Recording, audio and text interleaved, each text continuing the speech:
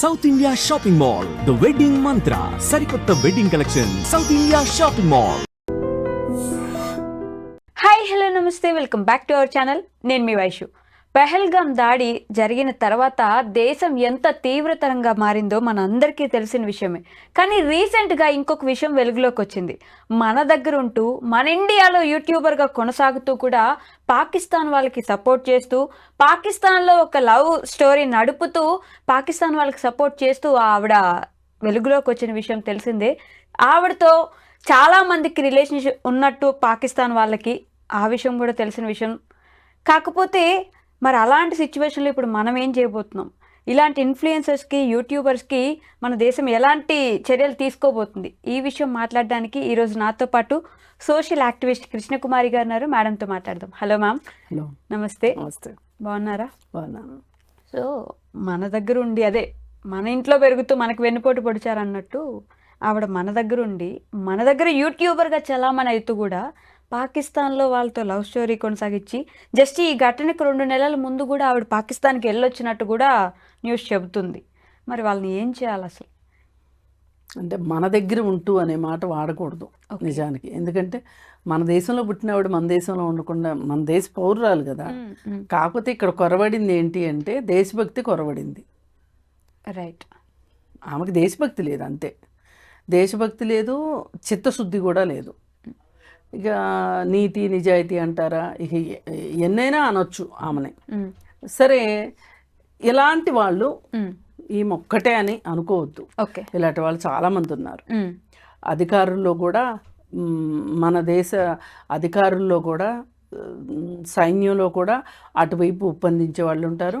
అలాగే ఆ దేశంలో మనకి సహాయకారులుగా ఉండేవాళ్ళు కూడా ఉంటారు. రైట్. గూఢచారి వ్యవస్థ ఉంటుంది కదా. పాత రోజుల్లో వేగులు వాళ్ళు అనేవాళ్ళు వాళ్ళని. ఓకే. ఒక రాజ్యంకి మీద దండయాత్ర చేయాలనుకున్నప్పుడు రాజు పంపించేవాడు వేగులు వాళ్ళని. పంపించి ఆ దేశంలో పరిస్థితులు ఎలా ఉన్నాయి, ఆ రాజు యొక్క బలం ఏంటి, బలహీనత ఏంటి అని కనుక్కుని రమ్మని చెప్పి పంపించేవాడు. ఆ వేగులు వాళ్ళు ఇచ్చిన ఇన్ఫర్మేషన్ బట్టే వీళ్ళు యుద్ధానికి వెళ్ళాలా వద్దా అనేది డిసైడ్ చేసుకునేవాళ్ళు. అంటే దీన్ని బట్టి అర్థం చేసుకోండి. ఇప్పుడు రీసెంట్ డేస్లో అది గూఢచారి వ్యవస్థ అయింది. అయితే ఇప్పుడు ఈమె మన దేశ పౌరురాలు అయ్యుండి పాకిస్తాన్కి గూఢచర్యం వహించింది. కరెక్ట్. అయితే ఇదివరకు రోజుల్లో ఇలా చెయ్యాలి అంటే చాలా స్కిల్ కావాల్సి వచ్చేది. చాలా స్కిల్ ఉండాలి. ఇప్పుడు జస్ట్ ఒక యూట్యూబర్ అయితే చాలు, ఏమైనా చెయ్యొచ్చు అనే దాకా అంటే పరిస్థితి ఈరోజు మనకి కనిపించింది. ఈ జ్యోతి మల్హోత్రా అనే కాదు, ఇంకొంతమంది యూట్యూబర్లు కూడా పాకిస్తాన్కి అందించవలసిన సమాచారాన్ని అందించారు. దానికి తగ్గ చిల్లర డబ్బులు కూడా తీసుకున్నారు అని తెలిసింది. రైట్. అయితే అసలు ఇది తప్ప ఒప్ప ఇలా చేయడం అని ఆలోచిస్తే గనక, అసలు మనిషికి స్వార్థం వచ్చినప్పటి నుంచి, నాకు ఇది కావాలి అనిపించినప్పటి నుంచి, ఇది తిండి దాచుకోవడమా, డబ్బులు దాచుకోవడమా, లేకపోతే తన కుటుంబ సభ్యుల్ని రక్షించుకోవటమా, ఇలా కారణం ఏదన్నా కానివ్వండి, ఒక వ్యక్తి తనను తాను రక్షించుకుంటానికి, తనకు తాను బాగుపడటానికి, ఇంకొకరిని కొల్లగొట్టడానికి ఏదో ఒక అవకాశాన్ని వినియోగించుకుంటారు. అలా వినియోగించుకునే దాంట్లోనే ఈ గూఢచారి వ్యవస్థ కావచ్చు, ఈ వేగులు వాళ్ళు కానీ ఉన్నారు. అందుకని జ్యోతి మల్హోత్రా ఏదో భూమి పుట్టిన తర్వాత ఈమె మొదటిసారిగా ఇంత దుర్మార్గం చేసేసింది, అన్యాయం చేసేసింది అని చెప్పి అనేకన్నా కూడా ఇది మనిషి స్వభావం, మనిషి యొక్క అమ్ముడుపోయే స్వభావం. ఈ మనిషి అమ్ముడుపోయే స్వభావమే ఆమెని ఈ స్థితికి దిగజార్చింది. దేశాన్ని నమ్మేయచ్చా? దేన్నైనా అమ్మేస్తారు వాళ్ళు, దేన్నైనా అమ్మేస్తారు. ఇంట్లో సామాన్లు అమ్ముకోవడం, మన ఇంటి దగ్గర మనుషుల్ని ఏదైనా దొంగతనం అబద్ధం చెప్పించడం ఓకే, కానీ దేశాన్ని అమ్ముడు పెట్టడం, దేశ సమగ్రతని, దేశ రక్షణ వ్యవస్థని కూడా అమ్మకానికి పెట్టేలాగా చాలామంది రాజకీయ నాయకులు ఉన్నారు. వాళ్ళతో పోలిస్తే వీళ్ళంతా అన్నట్లుంటారు. ఏది ఏమైనప్పటికీ జ్యోతి మల్హోత్రా చేసింది చాలా చాలా నేరం. అయితే ఈమె ఎందుకు ఇలా పాల్పడింది, కేవలం డబ్బు కోసం ఇదంతా చేసిందా, లేకపోతే అసలు దీని వెనక మా ఆమె ఉద్దేశం ఏంటి అనేది ఆలోచిస్తే కొంతమందికి నేను ఏదైనా చేయగలను అనే ఒక ఓవర్ కాన్ఫిడెన్స్ ఉంటుంది. రైట్. అది ఏంటి అంటే వాళ్ళకి ఒక రకమైన టెంపరితనం అంటారు. అలా చేస్తేనే వాళ్ళకి కిక్కిస్తారు. కొంతమంది షాపులకి వెళ్ళి దొంగతనాలు చేసుకొస్తారు.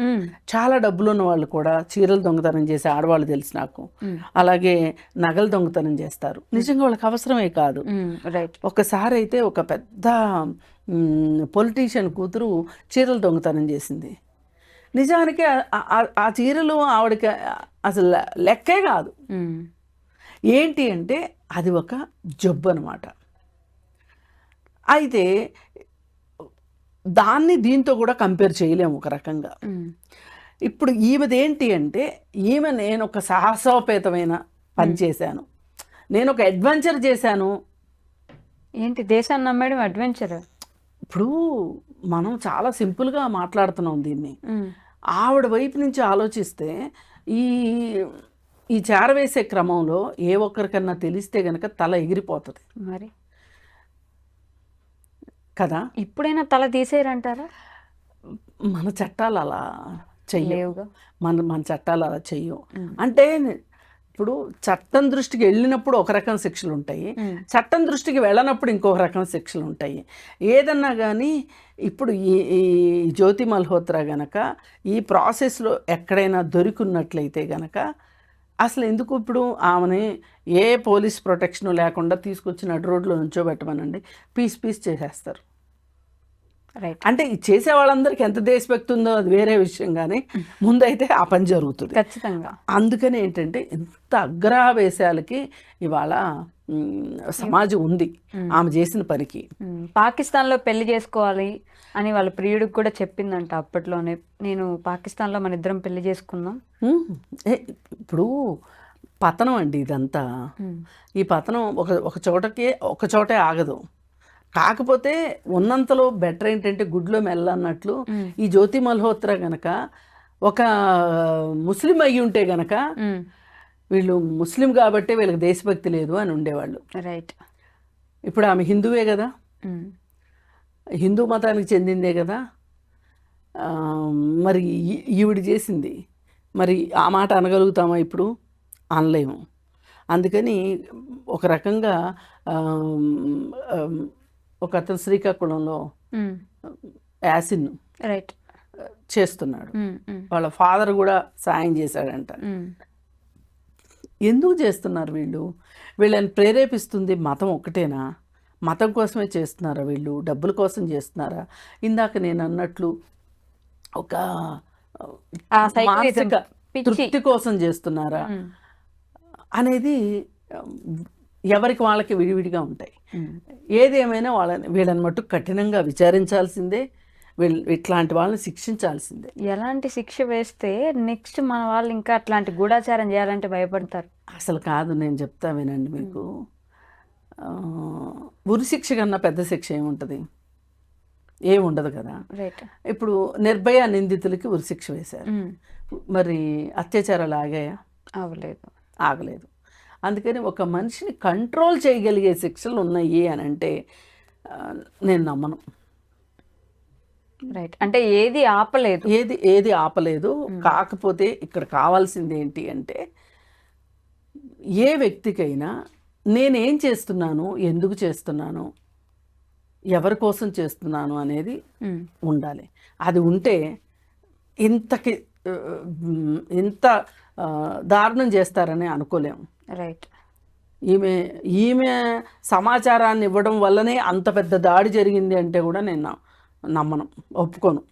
ఎందుకంటే ఈమె ఒక చెయ్యి వేసింది అంతే. చాలా కారణాలు ఉన్నాయి ఆ పహల్గాము జరగడానికి. అసలు లోకల్ పీపుల్ సపోర్ట్ ఉంది. అసలు లోకల్ పీపుల్ ఎందుకు సపోర్ట్ చేస్తున్నారు, ఇది ప్రభుత్వం ఆలోచించాలా అక్కర్లేదా? ఆలోచించాలి కదా. ఒక మనిషి ఇప్పుడు మన ఇంట్లోనే ఉన్నారండి, 4 మనుషులు ఉన్నారు, ఒకళ్ళు అన్రెస్ట్తో ఉన్నారు. చస్తే చావని పోతే పోనీ అని వదిలేస్తామా? అసలు వదిలేముగా. మాట్లాడతాంగా. కూర్చోబెట్టి అసలు నీ అంట్రెస్ట్ ఏంటి, నువ్వు ఇప్పుడు ఏం కోరుకుంటున్నావు, నీకు ఇప్పుడు ఏం కావాలి అని ఒక డైలాగ్ నడుస్తా లేదా? భార్యాభర్తల మధ్యలో కావచ్చు, తండ్రి కొడుకుల మధ్య కావచ్చు, తల్లి కూతుర్ల మధ్యలో కావచ్చు, కుటుంబ సభ్యుల మధ్య ఒక డైలాగ్ అయితే నడుస్తుంది. ఏంటి, ఏం జరిగింది అసలు, ఏం జరుగుతుంది అసలు ఈ ఇంట్లో? మరి అలా కాశ్మీర్లో ఉన్న వాళ్ళతో ఉగ్రవాదులు అనండి, లేకపోతే అసమ్మతివాదులు అనండి, అలాంటి వాళ్ళతో మాట్లాడింది ఎక్కడ ప్రభుత్వం? ప్రభుత్వానికి అంత తీరిక లేదు. అందుకోసం ప్రభుత్వం తప్పు దీనిలో, ఈ పెహల్గాం జరగటానికి ప్రభుత్వం తప్పు కూడా ఉంది. అందుకని ప్రభుత్వాలు ఏదైనా సరే మొగ్గలో తుంచివే, అవి ఇంతంత ఒట్టింతటే అన్నట్లు అవ్వదు. అసలు ఒక చోట ఒక అశాంతి ఉంది అంటే అది చాలా ఎమర్జెన్సీ కింద తీసుకోవాలి. ఈ అశాంతి ఎటైనా దారి తీయవచ్చు. ఇప్పుడు అశాంతిలో ఉన్న మనుషులు ఏ సాహసానికైనా ఒడగడతారు, ఏ దుర్మార్గానికైనా ఒడిగడతారు. అలాంటి వాళ్ళని మనం మన మధ్యలో అట్టి పెట్టుకుని ఒక మానవ బాంబుల్లాగా తయారైపోయి మన సమాజానికి నష్టం కలిగించేలాగా, పైగా అమాయకపు ప్రజల్ని నష్టం కలిగించేలాగా చేయకూడదు. వాళ్ళకి ఏం తెలుసండి, టూరిజంకి అనుమతి ఇచ్చారు కాబట్టి, డబ్బులు ఉన్నాయి కాబట్టి ఖర్చు పెట్టుకొని వచ్చారు. నిజానికి అది చాలా మంచి ప్రదేశం అంటారు, అందుకే వచ్చారు పాపం. ఇలా ప్రాణాలు పోతే ఏంటి, ఎవరైనా వస్తారా చెప్పండి? రారు కదా. మరి అందుకే మనం ఆ వైపుగా జాగ్రత్తలు తీసుకుంటే గనక ఇలాంటి మొల్హోత్రాలు ఏమీ చేయలేరు. ఇది మన సైనికులు కావచ్చు, మన దేశంలో హోంశాఖకు కావచ్చు, రక్షణ శాఖకు కావచ్చు, ఇది ఒక అలారం అనే చెప్పుకోవచ్చు. రైట్. అలాగే మన సైన్యం నుంచి కూడా కొంతమంది పాకిస్తాన్లో ఉంటారు, గూఢచారులు ఉంటారు ఉంటారు. అందుకని ఏంటి అంటే అన్ని దేశాలు అవలంబించేది ఇదే. ఏది ఏమైనా ఇప్పుడు మనకి దెబ్బ తగిలింది కాబట్టి మనకది ఎప్పుడుతుంది, మనం బాధపడతాం. Exactly. Okay ma'am, thank you so much. Thank you. నిజంగా ప్రస్తుతం ఉన్నటువంటి సమాజం దేనికి ప్రయారిటీ ఇస్తుంది?